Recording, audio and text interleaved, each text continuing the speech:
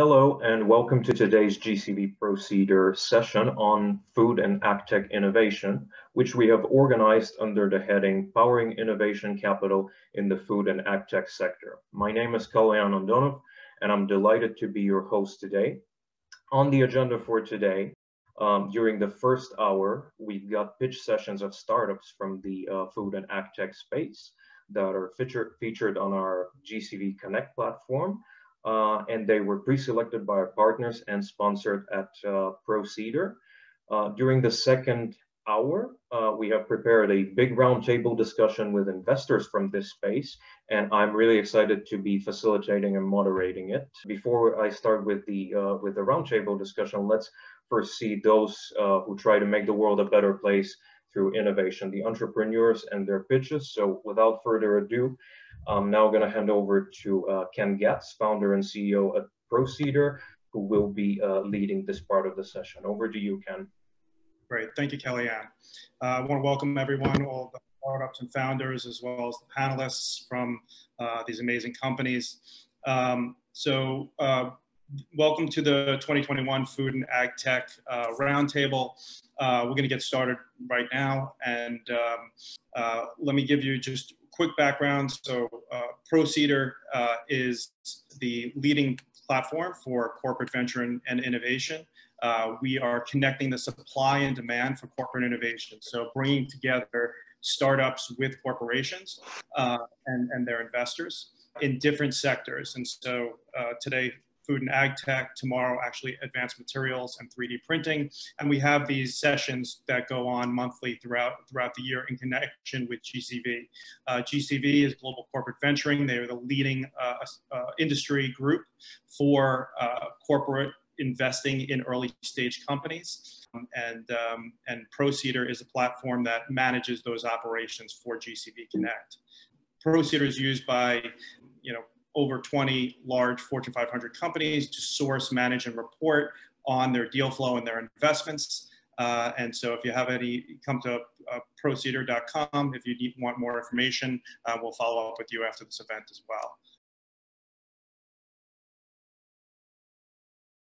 well. Just a reminder, and that is the wrap up of our last startup presentation for the day. We're about to enter into the roundtable. And just amazing, we heard from people from Luxembourg, Sri Lanka, Argentina, California. So in a short period of time, people from all around the world being faced with the same challenges around food and agricultural technology, and these amazing entrepreneurs that are out there solving these problems. So thank you everyone for participating in the pitch event today, and look forward to speaking to you soon. Back to you, Kellyanne. All right, thank you, Ken, and a big thank you to all the entrepreneurs whose pitches we've just seen and heard. Now, I'm really excited to host and moderate this roundtable discussion with investors from the food and Agtech space today. We've got quite a few of them. I do believe most of them have been able to join by now. Before we kick off the discussion, I'd like to ask each and every one of them to kind of introduce themselves, their organizations, and explain briefly how they've been involved in the food and Agtech space, whether as investors or otherwise. So let's start with the ladies first, as it behooves. So perhaps Kim or Julia. Well, I'd be happy to kick it off. Thank you so much. So Kim Kovacs, I'm the CEO of the Artview Group, and we've been around for 11 years. We started out early on as just pure cannabis investors, and also working in sort of the advocacy of cannabis. So think of anything from the grow side to, dispensaries and sort of everything in between, including technologies, and really being on the forefront of sort of that legal cannabis market that's really fast approaching, hopefully, federal legalization. We also now, though, have a couple of funding platforms. So we've got a venture arm that is called Artview Ventures. It does early seed stage, Series A stage in what we call sort of across the board cannabis, which includes industrial hemp and hemp grown for CBD products and things along those lines. We also have a broker dealer called Artview Capital.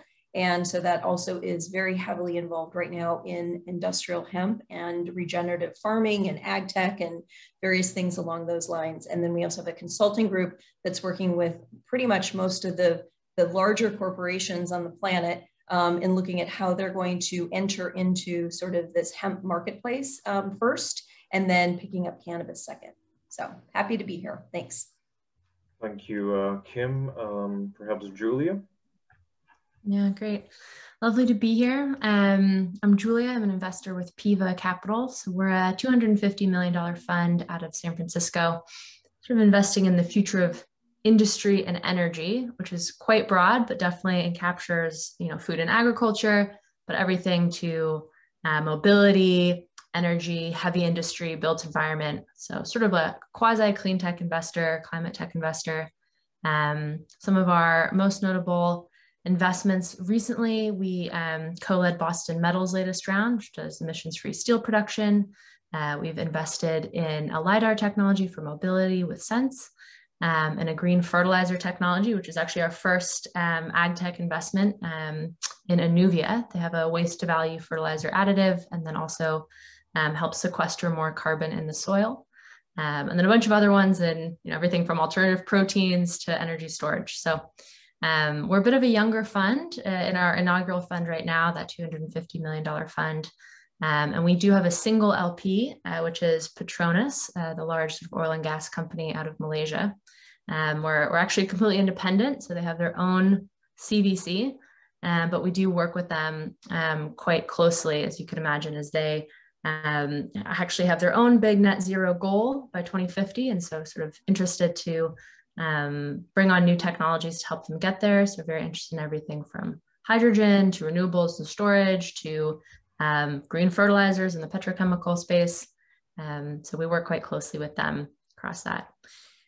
And yeah, we're Series B investors generally. So sweet spot is $5 to $10 million check size, but we have the flexibility to go a little bit earlier, a little bit later, depending on where we see those markets.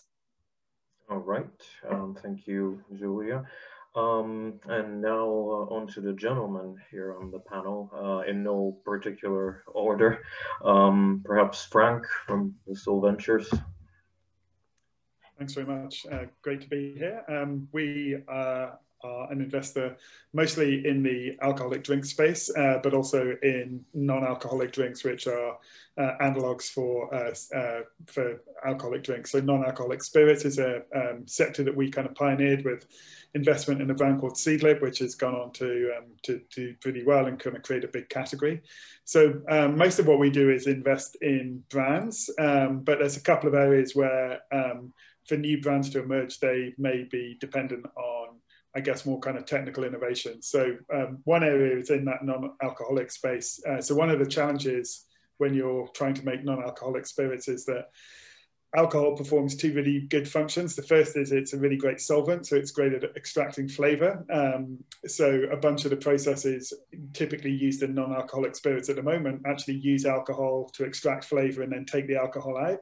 That's adapting existing technology, but we're interested in what could be ways to sort of kind of get to that sort of kind of full flavor extraction for non-alcoholic spirits, enabling sort of all natural products, but without using alcohol.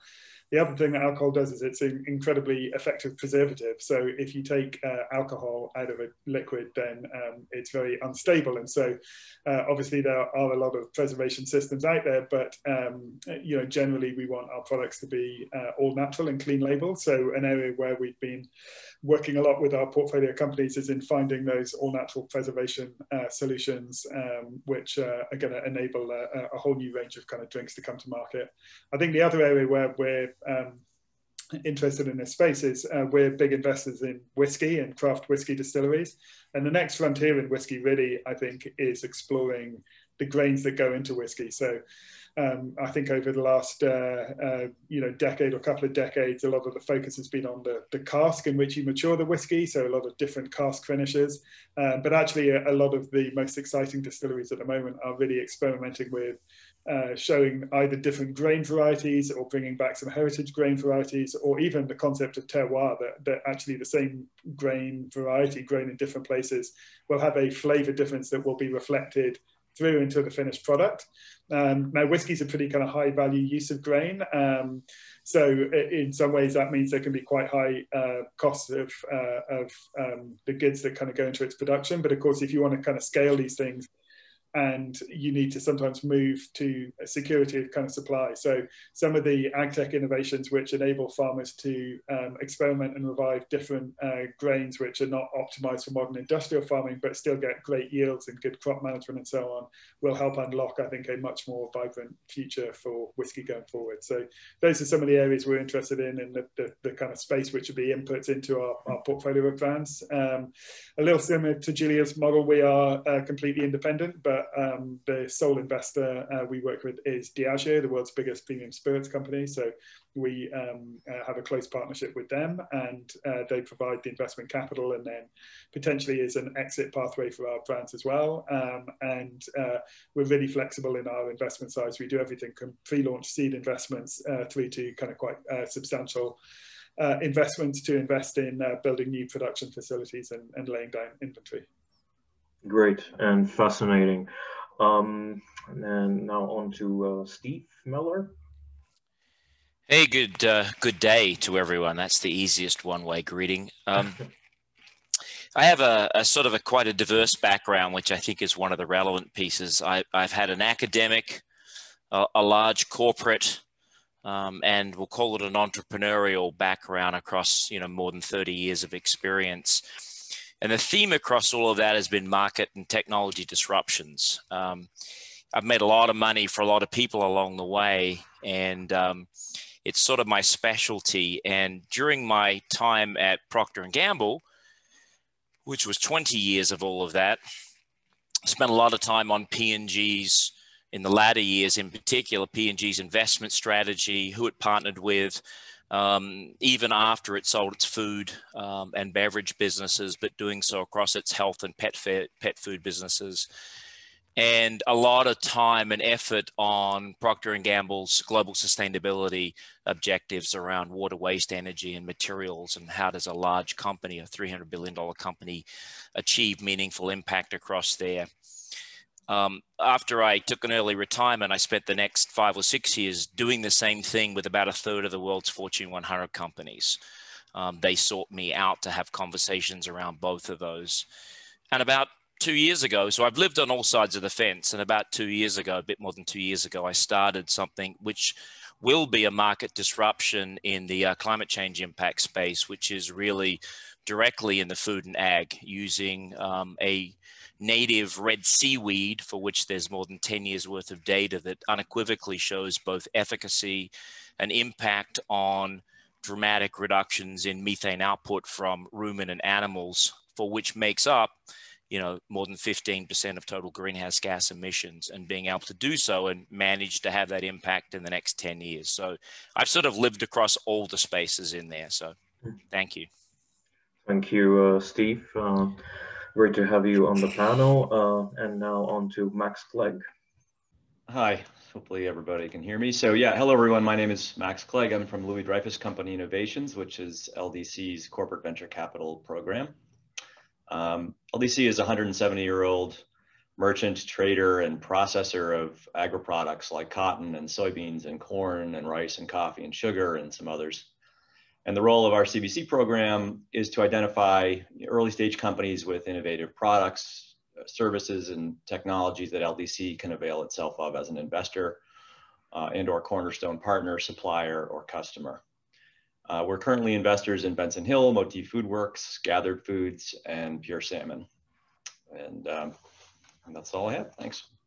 All right. Then on to Chris Timoney. Great. Thanks for having me. My name is Chris Timoney. I'm the managing director of TechFen Ventures. We're an early stage corporate venture fund that's focused on industrial innovation. My team is based in New York City, but we do invest globally. As investors, our mission is, maybe most simply put, to identify the emerging technologies that could help to unlock the massive opportunities and needs in the global sectors that help feed, build, and supply the world. Specifically, we look at investments in the Series A and B rounds across the ag, construction, and manufacturing verticals. We've been investing in the Agtech space for going on 5 years now. We have 5 really exciting companies in this vertical in our portfolio, including Pivot Bio, Tropic Biosciences, Soft Robotics, Prospera, and FOSS Solutions. Right, thank you, Chris. Peter Wolters from DSM. Good day, everyone. So yes, I'm Peter Wolters. I'm the Managing Director of DSM Venturing. Now for the last 9 years. Before that, I ran a number of startups in the medical space. DSM Venturing has been a corporate venture group arm of Royal DSM, leader in animal nutrition, human nutrition, biosciences, health, and has been in existence for about 20 years now. Over those years, invested in about 100 startups. In the early days, also a number of LP positions, but we stopped doing that. And we currently have a portfolio of around 35 companies. We like to play in the A rounds and the B rounds. We have a team on both coasts of the US. I'm usually Boston based, but I just made a trip to the Netherlands actually this morning. And here in Europe, where we also cover Israel. Our focus areas are personalized nutrition, alternative proteins. We just did a deal in cultured meat, dietary supplements, you name it, anything on the animal and the human nutrition side, where new technology, new business models, combinations of bioscience and digital and new business models we really like to play. Our entire portfolio is minority positions in external startups. I say external because I've been talking to a lot of colleagues today, but that's where we live. We do also help with, since last year, with a number of startups that were generated in DSM. And the most recent one that you may have heard of in the last few days actually is Hologram Sciences, which DSM is backing with 100 million. It's an effort in personalized nutrition for humans to bring all these technologies together and really get to a point where around your personal needs, we can deliver solutions.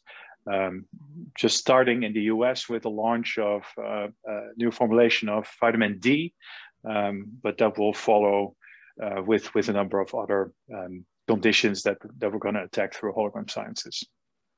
That's what we do. Great, thank you, Peter. And now Javier Garcia from FEMSA Ventures. Hey everyone, thank you for the opportunity and congratulations on this event. My name is Javier Garcia. I'm the Managing Director for FEMSA Ventures, which is our company's corporate venture fund. We have been in operation for only 3 years, and we typically look for opportunities to assist entrepreneurs in their growth stories in the industries and areas where we can contribute with our mothership operations and business platforms. Grupo FEMSA, our mothership, is a Mexican conglomerate operating in 13 countries in Latin America and the US. It's a public company. We have 3 business units. The first one is we're the largest independent bottler for the Coca-Cola company in the world. We typically visit about 3 million points of sale each week, delivering products and performing some very complex transactions, not only in the typical CPG products, but also in some others. Our second business unit is the retail business. We run and operate convenience stores, gas stations, and drugstores mainly, with about 25,000 points of sale that we own and operate. And then our third business unit is a B2B conglomerate where we have manufacturing, distribution, specialized distribution, and logistics for both our bottling and our retail businesses. We, as a corporate fund, we focus on pre-seed and seed rounds, mostly in Latin America, but not exclusively.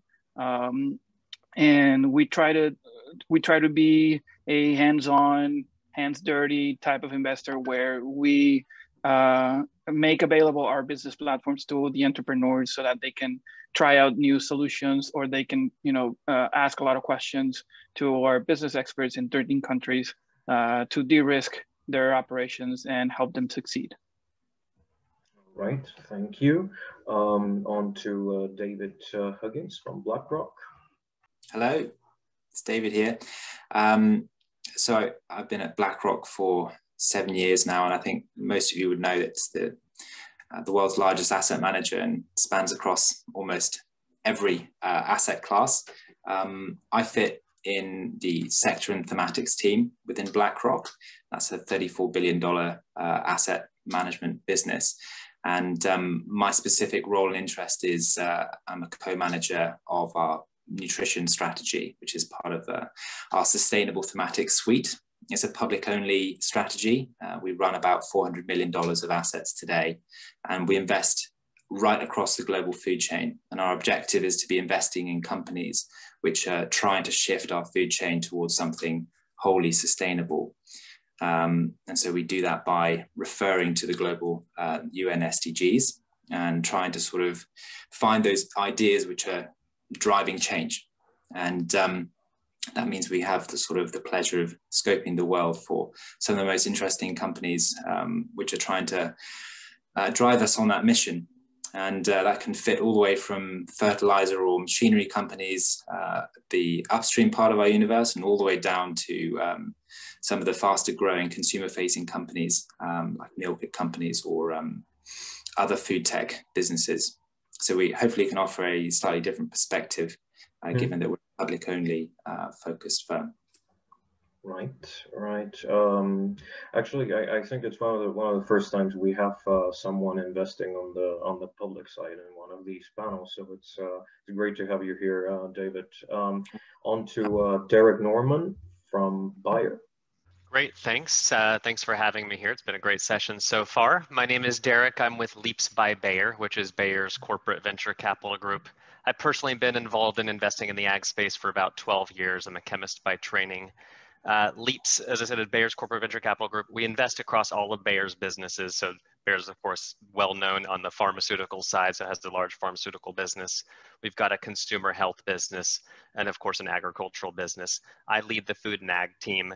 There's 3 of us on the team, and we really look to invest sort of across the value chain of agriculture. So all the way from sort of ag production, new inputs, other technologies for growers, all the way to thinking about how is food distributed and sort of novel foods, of course, like sustainable protein.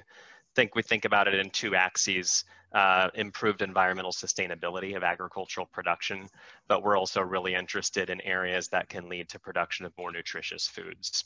So sort of moving beyond the sort of core commodities of today. With that, I'll pause. I could go on for some time, but I'll hand it over to the next introducer here. All right. Yeah. And I believe last but not least, Darren Tyler from ADM. Hi, thanks for having me. Darren Tyler, Managing Director of ADM Ventures. We are the corporate venture capital arm of ADM. We invest in companies across a couple different areas, primarily human and animal health and nutrition, as well as sustainable materials. In addition, ag tech companies that can help with the efficiency of our business, really bring us into the next century of how things are being traded and purchased, as well as monitored throughout our supply chain. We have around 10 investments so far. The group is fairly new, only a few years old. We do have a strong mandate to have collaboration agreements with all of our companies. So in addition to investing, we're working with companies, whether it's on a kind of a manufacturing level or bringing them to market on a business-to-business level, or even just kind of supplying them with ingredients or feedstocks for their products or services. Typically we invest in Series A, at least that's where we like to begin, looking for 5 to 15% of the company kind of at that stage. And so that'll kind of dictate the check amount. We don't have a dedicated fund per se. We're investing straight off the balance sheet. So really kind of making an investment, kind of one a month, or it was one a quarter, kind of moving to one a month in terms of kind of the volume of deals that we're doing. We also do invest in as an LP in funds, though not really a primary focus for us. We invest globally. And again, just wanted to stress that, all of the startups that we invest in, we have very strong collaboration agreements, either in place or in the works with these companies. So thanks again for having me, and looking forward to the discussion.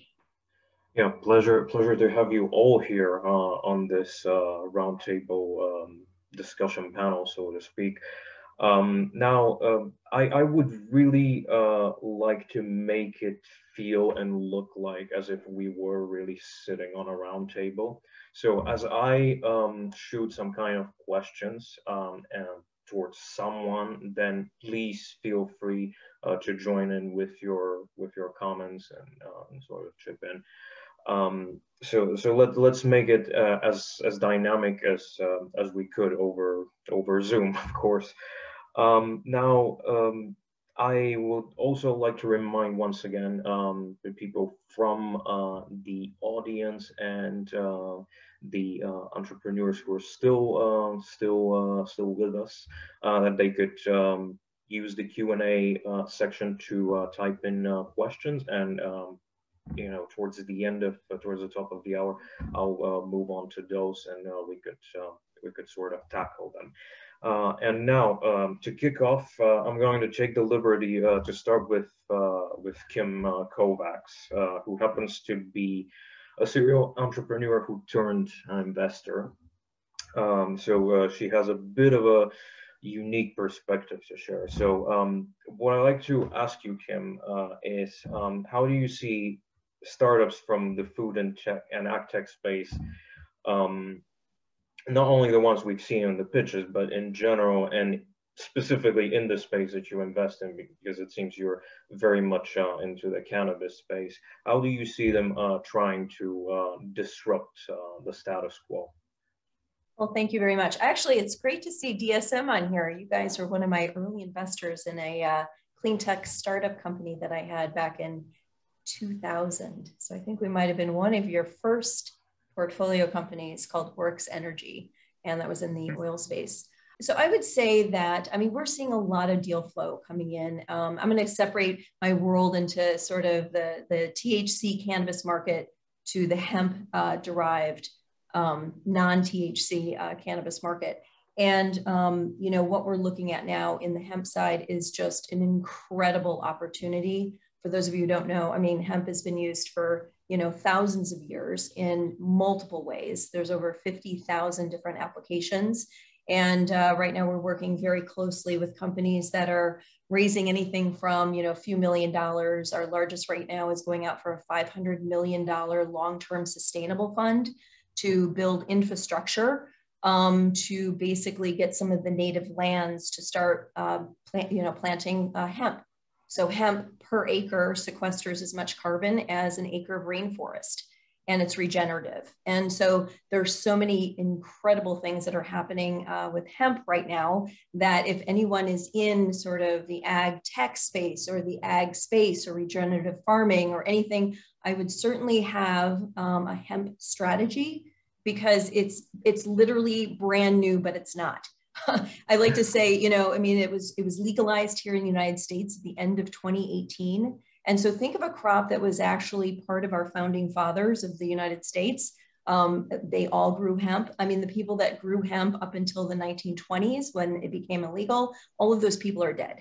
And so we're reinvigorating sort of this entire industry around it.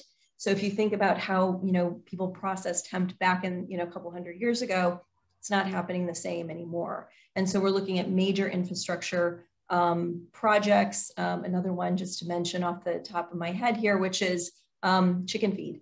And so the US FDA has been asked to allow hemp seed as a replacement for chicken feed because of its properties. And it's higher in omegas. You don't have to actually add omega to chicken feed if you use a hemp seed product.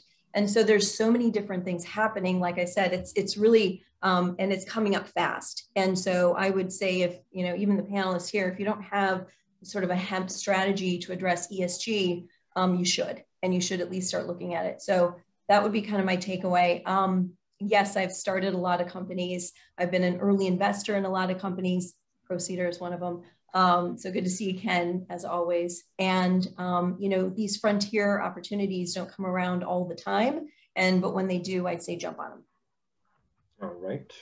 Just to get a little bit of an idea, how many of the investors here are involved in the hemp/cannabis space, broadly speaking?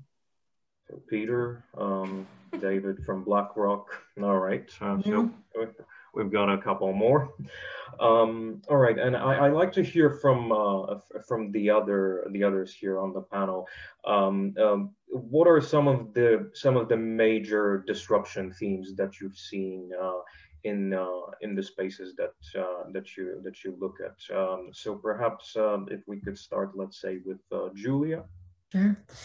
Yeah, I mean, so many to choose from. I think maybe one to pull out. It's quite a time, obviously, in climate tech investing. So a lot happening. But I think, one thing that I think maybe touches a lot of different industries is really, just the market excitement, whether you believe it or you're more skeptical around the voluntary carbon markets. We've been looking into that a lot because it touches basically all of the sectors that we look at. And so, we're seeing a lot of, I'd call it the third wave of the voluntary carbon markets, right? Nothing new there, but we're seeing at least a lot of sort of interest because of all these net zero goals, right? Like we call 2020 the year of net zero, where corporate commitments doubled from 2019. And I think, it's very on trend, as we know, for it to be making net zero commitments. And then the question, of course, is, okay, how do you fulfill those? So we're seeing a lot of companies in the carbon measurement space come out, right? How do you help companies measure their scope 1, scope 2, maybe even scope 3 emissions, if you believe it or not. And then, obviously the second step is once you measure and hopefully try and abate first, then how do you offset? And so we're seeing sort of this meteoric rise in new companies saying, yes, I can provide carbon removal technologies, or I can really sort of monetize carbon avoidance technologies and create sort of high quality offsets. So we're seeing that, I think a lot of work is happening, obviously, in the food and ag space. So in agriculture, I think we sort of started more with forestry-based credits. I think for some time they were sort of easier to believe, I would say, in like the removal space, right? It's like you see a tree and maybe you can like use LiDAR to measure the carbon content of the tree. And so we can like sell pretty high priced carbon offsets. I'm talking, over $20 a ton.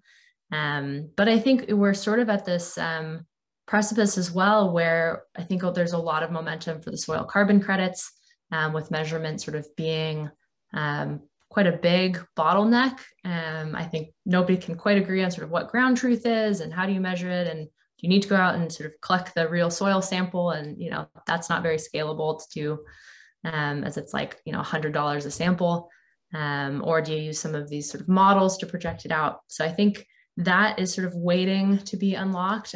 I've been talking to a lot of the ag companies, and I see some people shaking their heads of big ag companies, big ag supply companies, really sort of seeing this as a massive revenue stream.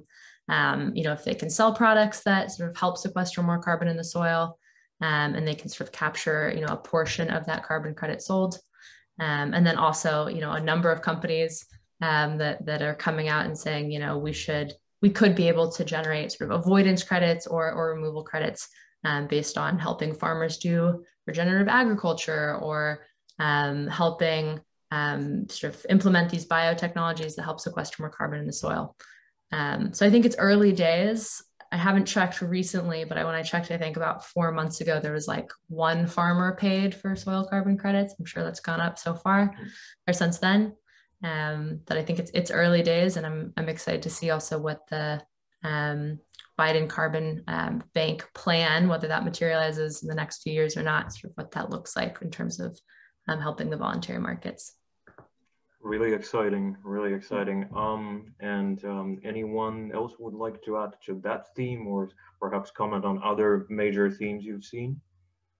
Sure, I'll take a stab at it. I think one of the things that's really exciting about the opportunities across agriculture is that there are so many, right? We've got a grand challenge ahead of us. We've got to double global food output, but do it on a fraction of the emissions, with fewer and fewer people wanting to work in agriculture, so less labor, fewer resources. So I think as we think about the oldest probably industry we have today, there's a chance to kind of look at how we got to where we are. We had the mechanical, then the sort of chemical and biological innovations started to reach into the digitization realm.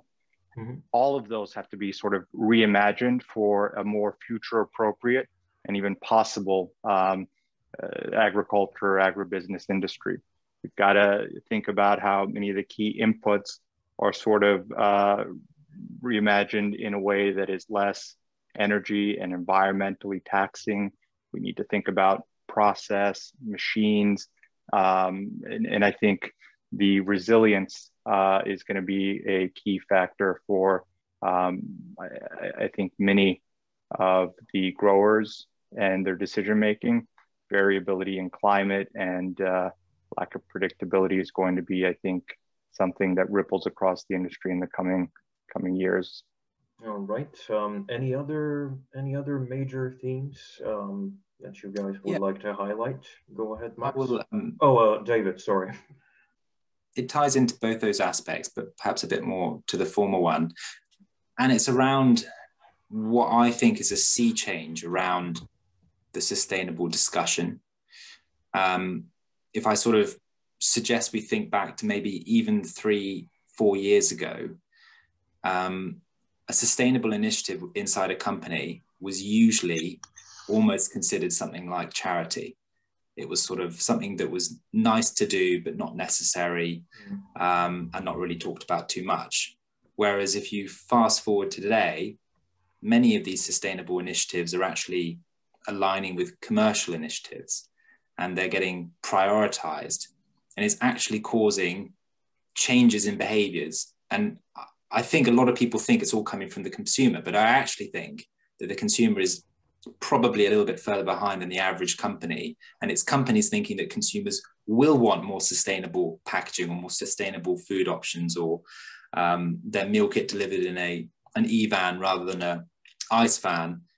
And I think it's that awareness at the company level that is causing companies to go, well, how do we become more sustainable? And that's creating opportunities for services companies that can say, I can help with your carbon, or I can help with your packaging.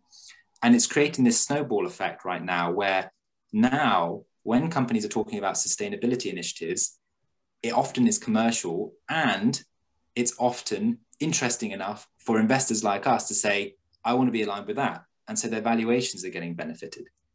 And so there's actually something really powerful happening right now, where suddenly it's commercial to be sustainable. And when those two things align, suddenly we could actually see some incredible scale coming to the sustainability initiatives I think many of us would love to see and have wanted to see for so long, and now is actually happening. So that's what I'm excited about. I don't know if I'm being sort of too skewed on it, but I think that is what's happening. So that's what I would point to. All right. I believe, Max, you were going to say something. Yeah, I guess I would say also that I'd probably give the consumer a little bit more credit in terms of the impetus for a lot of being the impetus for a lot of these changes in food and ag. And I think actually, one thing that we're looking at and thinking about is really the decommoditization to some degree of a food system that has really been designed around very uniform commodities. I think there's a lot of technologies being designed to enable the consumer to be very specific, and also, and CPG companies to be very specific about, or more specific about, the attributes of the commodities that they wish to purchase.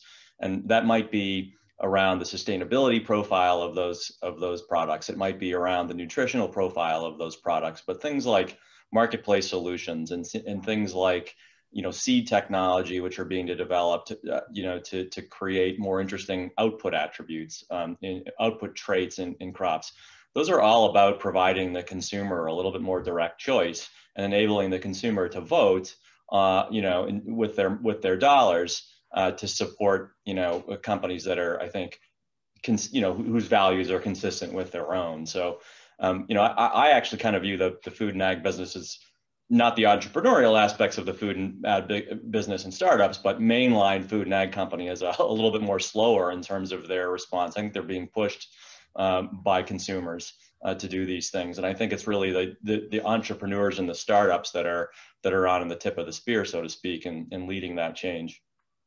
Yeah, just picking up on that bit about consumer driving change, because I think sustainability is a huge theme now, but I think there's a sort of big mega trend which is still there, I think, which is people's interest in their health and wellness.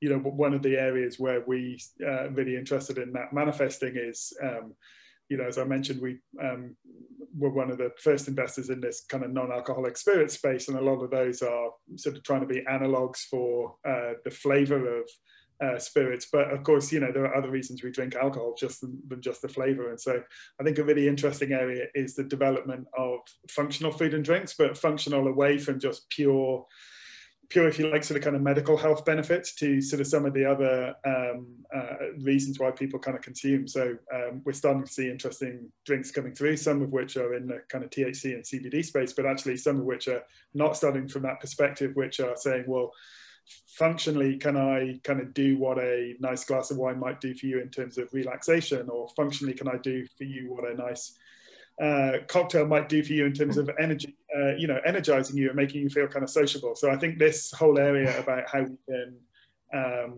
address some of what we're looking for in food and drink through functional solutions beyond just the kind of pure health definition of it is a big growth area as well. Right. I think Steve. Yeah. So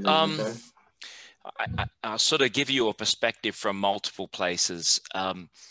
There are, the theme for this decade is, as we have rightly spoken here and talked about, it's on ESG, sustainability, whatever words you want to put in, but it's driven by the long-term issue we have. So 2030 on a global basis, as defined by the United Nations in the GAP report they issue every year, we have a 13 gigaton carbon dioxide equivalent gap to close. Assuming we meet Paris goals, we still have a 13 gigaton annual gap to close. 2040, we have a 200 million ton protein gap to solve. That's sort of the 2040 decade. So my comment, I suppose, it's not a question, it's really more of a comment, is as we go into all of these areas and entrepreneurs and corporations and changes in finance investing and all of these things, we have to be, it's incumbent upon us collectively as a group and a broader group to ensure that we're not sitting there trying to pick winners. It's not an either or, it's a both and. In order to close those gaps, it is incredibly important that everything fires on all cylinders, right? So I see the debate going on of whether it's a cow or it's a plant-based protein. Both have to happen. We're not going to give up cows to eating them by 2040. That's human behavior. Both have to happen at massive scale. And the same is true for everything in the sustainability side of things when we think about mitigation of carbon, whether it's removal or it's reduction of, or whether it's other greenhouse gases. So I just want to make that broad point that it's a both and for everything that we're talking in those two particular, very large and incredibly important sectors if we're going to survive as a species long term. So. Indeed. And Javier, perhaps from the perspective of Latin America? To be fair, I think that in our markets, we have a significant lag in terms of adoption of new technologies. However, I don't think that we have missed the opportunity to leverage from other learnings from more developed economies. And in particular, with the topics that have been discussed around sustainability and ESG, one of the things that from my point of view and from my area of influence that we have been focusing heavily now has been circular economy. You know, when you talk about the usual areas where both CPGs and retailers can contribute to the solution, typically, you know, single-use plastic becomes one of the main topics for conversation. And it's not necessarily something that the consumers attribute to the retailers, but they do attribute it to the producers. So in our particular position, where we operate as both companies or both types of companies, it becomes very important to close the gap in the collaboration between the distributors and the producers. We have invested in a company out of Chile that's called Algramo that deals with bulk selling, and they have let's say smart containers where they're starting to implement smart dispensers in small shops and bigger supermarkets to have the consumer reuse their containers to buy in bulk things like soap and detergent and shampoo and some other products in personal care. And we're expecting it to migrate and grow into beverages, where we can be of be a very interesting partner for them. In my mind, at some point, we will need to change the name of the things that of how we call ourselves. I don't want to have to describe our company as being a bottler. Because in the name, it implies that we, you know, produce bottles. I would love to have a description of our company as a distributor of beverages in whatever, you know, shape or form. So that's one of the focuses of the things that we're doing, recognizing that it's a long-term endeavor. There's no significant change that didn't happen by just, you know, beginning to try out something new and then expanding it and rolling it out. So we're not assuming or expecting that the solution is going to come from everywhere. We are taking ownership and trying to do it from day one. All right. It seems like Kim's got her hand raised for a question or comment. Just wanted to add in a little comment to, I think it was Frank who was mentioning things about beverages and especially THC, CBD. So we have a group called Artview Market Research, and we've been tracking, you know, through Headset and BDSA and others, you know, we work with them very closely in trending. And right now, cannabis beverages are really taking a foothold, I would say very rapidly, and with women. So if you look at consumer behavior and, you know, a lot not wanting to consume alcohol for various reasons, I would really highly look at this. And a lot of the, you know, bigger brands are currently exploring, you know, what to do, when to do it, how to get in, and things like that. But I'd look at the women's market very specifically, if you haven't already. Right. Great. And just wanted to sort of touch a little bit on some of the themes that we're sort of exploring here. I think obviously climate and the environment is something that none of us can ignore any further. And there can be no real discussion of solving the climate challenge without agriculture and agribusiness being at the forefront of it. And to be fair, no, you know, really exciting innovations that don't take having some impact of the climate impact into consideration, right? So if you're starting a company today, that's got to be a key focus, is how you solve that challenge.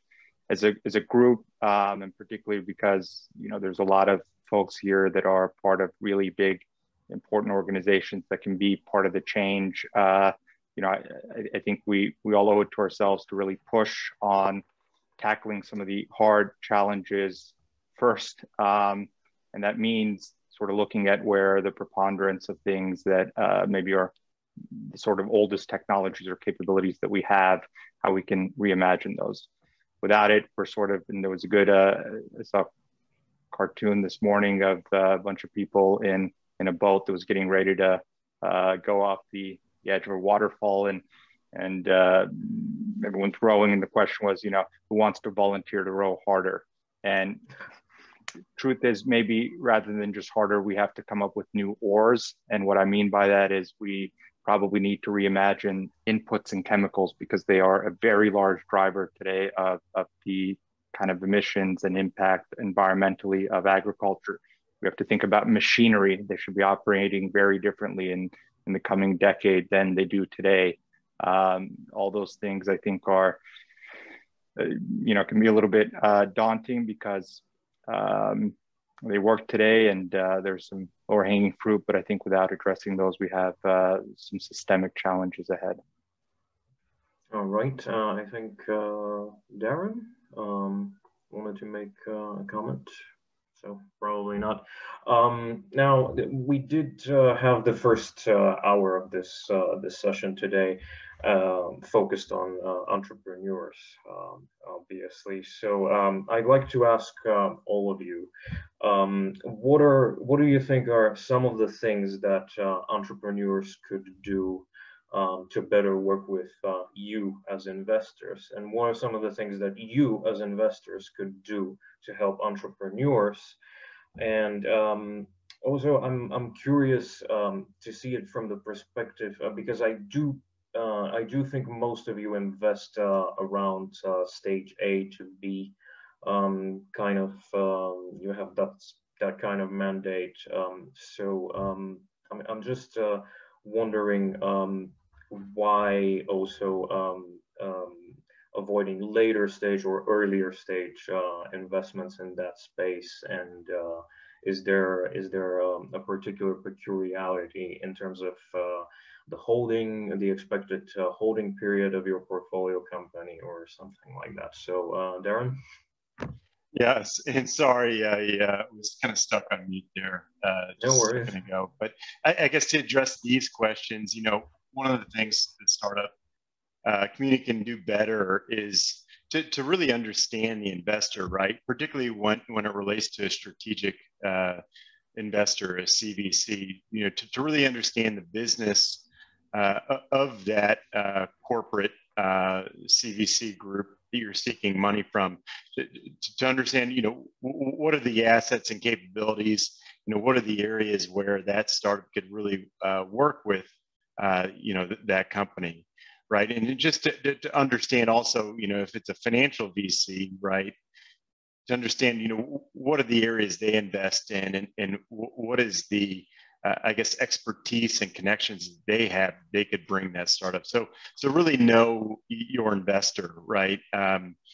It's important to take money from the right folks. And then, I think to your comment on why kind of earlier stage, well, one, typically you need kind of north of a couple of % of the company in order to get board representation, right? Mm-hmm. And obviously it becomes much cheaper to kind of get that, north of 3 to 5%, call it, ownership of the company when it's at an earlier stage, which is typically a lower valuation, right? Yeah. And so that's kind of one of the reasons, right? You want to have that bird's eye view into the company with those information rights and board representation. And so that's typically, I guess, the main driver as well. At that stage of a company, less things have been kind of ironed out, right? In terms of strategic relationships and partners of the business, et cetera. So there's more opportunity generally in the Series A to kind of start to establish those types of agreements and partnerships. All right, Max, seems like you want to make a comment. Yeah, I was going to add, first of all, I agree with everything that Darren just said. From the standpoint of an approach that we have, which is also to look for a commercial opportunity in relationship with companies. The other thing I would add is that I heard a financial investor from a prominent CVC say that the right number of corporates or strategics on your cap table is either 0 or more than 2 or more than 1. And I think there's something to be said for that. I mean, I think the advice I would give to a startup is that you have to be, it's a great market signal to have a strategic on your cap table. I think it can be indicative of future success. But I think you also have to be very careful about how you structure your relationship with a corporate, because I think it can be perceived quite negatively if, for example, the corporate has, some structured preferences where, it could be perceived as being, a negative when it comes time for a liquidity event. So, I think that this is an important consideration. So on one hand, I think there's a ton of value potentially that can be brought to bear by corporates. On the other hand, both in terms of the advice and also, you know, potential exits, et cetera. But I think you have to be super careful about how you structure it. All right, and David, you have your hand raised.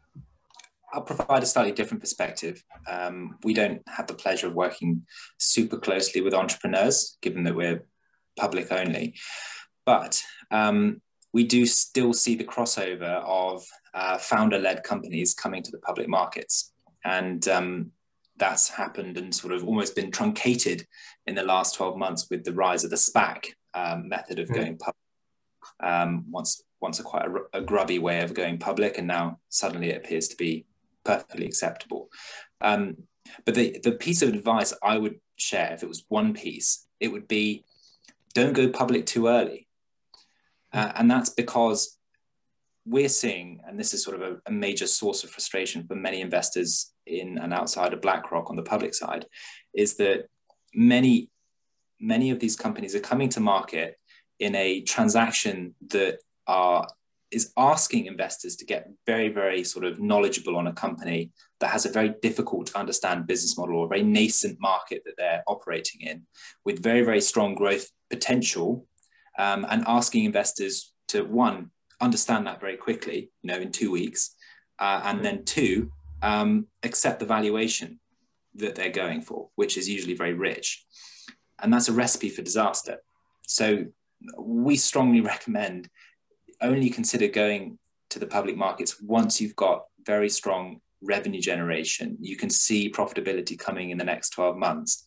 And that combination with that outlook of growth can work really well, but it can be horrible if you get it wrong and you come too early, and then you'll be hugely undervalued. And if you're relying on the public markets to raise money and you're highly undervalued, you can't ask for the right valuation. The market will tell you what the right valuation is, and sometimes it can be disastrous for everyone. So it's a dangerous game, but played right, it can work for everyone. That's a very great piece of advice for startups that will consider going public sometime down the road. I would also like to ask Kim and Steve, because they have some entrepreneurial experience and perspective, how they feel about sort of streamlining the investor startup relationship. Steve, why don't you go first? I chuckle because it's my dilemma right at the moment, as some of you on the panel know.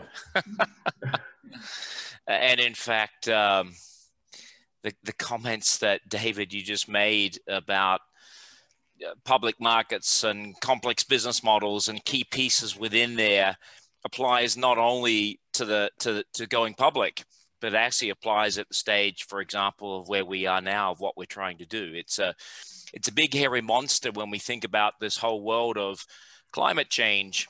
And there's an incredible, an unbelievable amount. We could spend the next hour with me sharing with you things that you may or may not be aware of in terms of the misinformation and misdirection that's out there today about where the world really is and where the impact is and what we can and can't do about it by when. But leaving that aside, because that's a key component of what we do. We don't deal in that business directly, so we're one step removed, but the education about that is incredibly difficult and complex to do.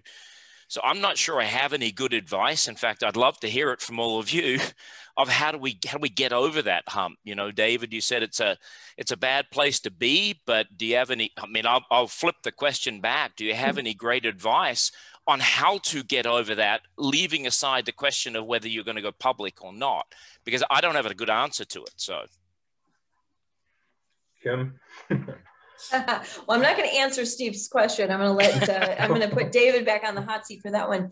But, you know, I think it's like anything that you're doing, you have to really pick your right funding partners at the right time. Like, you know, you don't go to, you know, BlackRock or DSM when you're just getting started, or it's very early, or you haven't, you know, gone through your business canvas yet and really figured out, you know, where your customers are and what you're, you know, you need to de-risk, and there's different levels of investors at each of these risk levels. And so I can't tell you how many people would come to me and be like, hey, do you want to invest in my company? I'm like, no, we invest in cannabis. Okay. That's all we invest in. I'm not looking at other types of technologies. We're not. So know who you're talking to, make sure your thesis matches theirs as much as possible. And then I'm just going to add one thing about the cannabis public market, because that's just lunatic. I mean, that's lunacy right there. But we didn't have any access to other markets, right? I mean, it's not like we can even go get a bank loan. We can't even get a bank account, let alone a bank loan. And so, you know, there was a very limited amount of opportunity for liquidity and getting to mass investors and various things like that. So a lot of times, you know, entrepreneurs, you just got to do what you got to do because you need the money in. All right, I'll let David answer Steve's question. All right. I do see Darren has a hard stop, so he will have to leave soon. I see we're approaching the top of the hour, but it does seem like the discussion is kind of flowing. So if some of you could still stay a few more minutes, then we could kind of finish it off. I'm more than delighted to continue. So I'd like to ask also from a perspective of Latin America, Javier, what are some of the particular challenges you see in the investor-startup relationship in your region? Sure. We were kind of forced to focus on earlier stage investing because the ecosystem is still very nascent. Right? If you look at the most prominent names in the Latin American VC ecosystem, I mean, fund managers, VCs, they've been around for 10 years or less. So they haven't gone full cycle yet. So we took a stance and said, you know what, let's look at the opportunities and where the most, where is it more needed for the corporations like us to get involved. And we found out that the earlier stage investing was the right approach for us to contribute to the ecosystem. I am thinking, and this is my current hypothesis, that in the future, as more companies start going through the funnel and the funnel starts getting bigger, we will have to migrate into more later stage and maybe invite some of the bigger funds globally to participate if those, if our region is something that they're interested in. So for the moment, we started with a small fund, and we began to focus on, you know, pre-seed, seed, and Series A. But that was just because that's where we thought it was more necessary for the ecosystem to continue to flourish.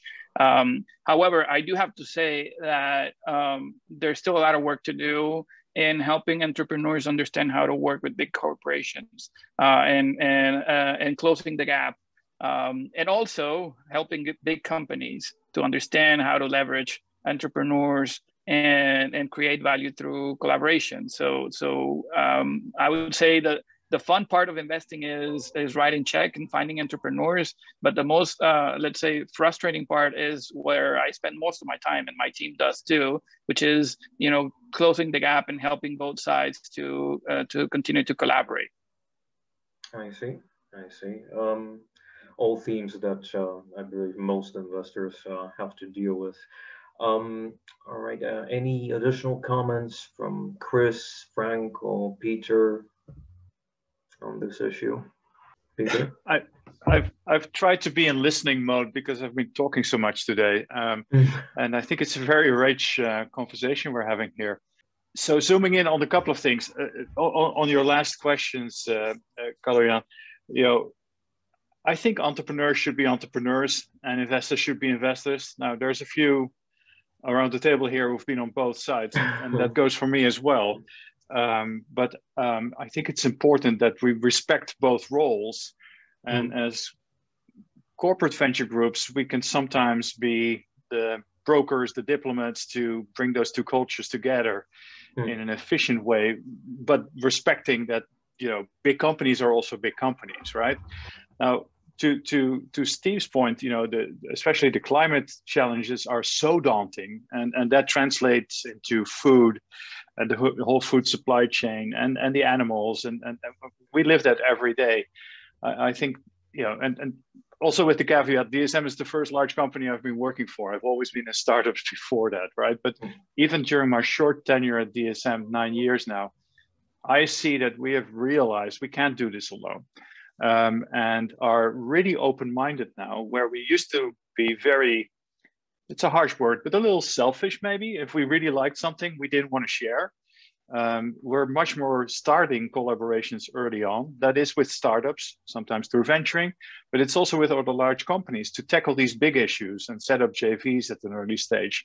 So that is changing. That is also part of what corporations do. And to David's point earlier, you know, the stock price of DSM has quadrupled doing that. And part of that is by a shift of investors who will no longer invest in certain companies and will like to invest in certain other companies. So it can all work together, I think. But I think back to my original answer, we need to respect everybody's role. And what's not helping, and I sometimes see that, is, for instance, this is a corporate venturing discussion, right?